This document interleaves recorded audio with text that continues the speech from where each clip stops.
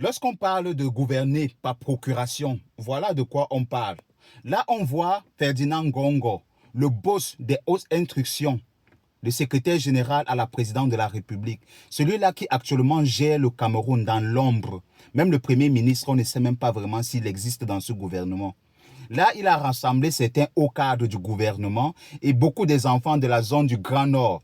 Certainement, après avoir observé que beaucoup de ceux-ci ont commencé à démissionner du gouvernement, il est venu négocier comme d'habitude pour motiver ceux-ci à voter pour quelqu'un que eux-mêmes, ils ne parviennent pas à voir depuis des années. Voilà comment ça se passe. Le président, pourquoi lui-même, il ne peut pas se lever, regrouper tous ses ministres, faire un conseil de ministres et parler, aller véritablement battre campagne.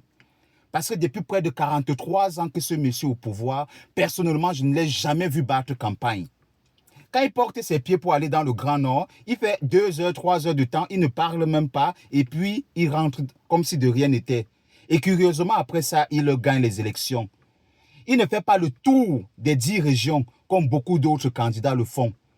Mais parce que lui, il a déjà une machine qui est derrière lui pour pouvoir manipuler et voler les voix, il en sort toujours avec des scores soviétiques, 80-71%. Voilà des gens qui vous demandent encore de venir voter pour eux, qui n'ont pas le courage de venir se mettre auprès de vous et vous dire, voilà le bilan que nous avons fait depuis certaines années et voilà ce que nous vous promettons. On vient toujours par procuration vouloir diriger les Camerounais. Si vous continuez à tomber dans ce piège, vous allez souffrir encore pour beaucoup d'années. Et ce sont leurs enfants qui vont être positionnés et nos enfants continueront toujours dans la souffrance. Restons éveillés.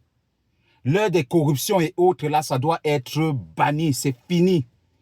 Le Cameroun doit actuellement se réveiller parce qu'on en a marre de souffrir. On ne peut pas rester passer une journée sans qu'il y ait de coupures d'électricité, sans qu'il y ait de mauvaises nouvelles à gauche, à droite. Rester entendre aussi des bonnes nouvelles au Cameroun, c'est rare. Alors tous ces gouvernements-là, tous ces gens-là doivent tomber en octobre 2025.